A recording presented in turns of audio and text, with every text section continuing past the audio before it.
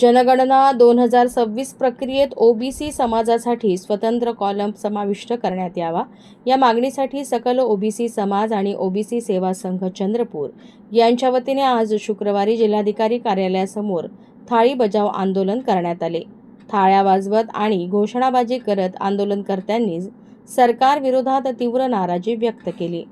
ओबीसींना न्याय द्या, जनगणनेत स्वतंत्र ओबीसी कॉलम द्या, ज्यांची जेवढी संख्या तेवढा वाटा, अशा घोषणा यावेळी देण्यात आल्या।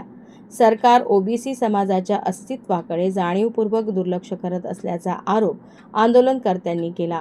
ओबीसींना अन्य वर्गात टाकणे म्हणजे त्यांच्या अस्तित्वावर घाला घालण्यासारखे आहे। सरकारने तातडीने स्वतंत्र ओबीसी रकानाचा समावेश करावा, अन्यथा राज्यभर तीव्र आंदोलन छेडले जाईल, असा इशाराही आंदोलनकर्त्यांनी दिला।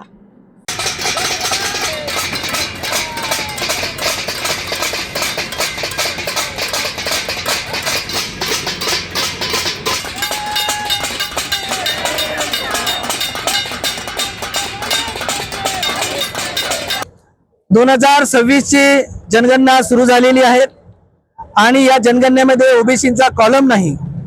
सातत्याने ओबीसी समाजाच्या वतीने, ओबीसी सेवा संघाच्या वतीने ओबीसीची जातनी या जनगणना झाली पाहिजे ही मागणी आम्ही सातत्याने सरकारकडे करत आहोत। आणि केंद्रीय कॅबिनेट मंत्र्यांमध्ये त्यांनी निर्णय सुद्धा घेतला होता की आम्ही ओबीसींची जनगणना करू, परंतु प्रत्यक्षात आता जनगणनेला सुरुवात झालेली आहे आणि यामध्ये एससी आणि एसटीचा कॉलम आहेत, परंतु ओबीसीचा कॉलम नाही। त्यामुळे संपूर्ण ओबीसी समाजामध्ये असंतोष आहे आणि हा असंतोष या ठिकाणी थाळी आंदोलनाच्या माध्यमातून आम्ही या ठिकाणी व्यक्त करत आहोत।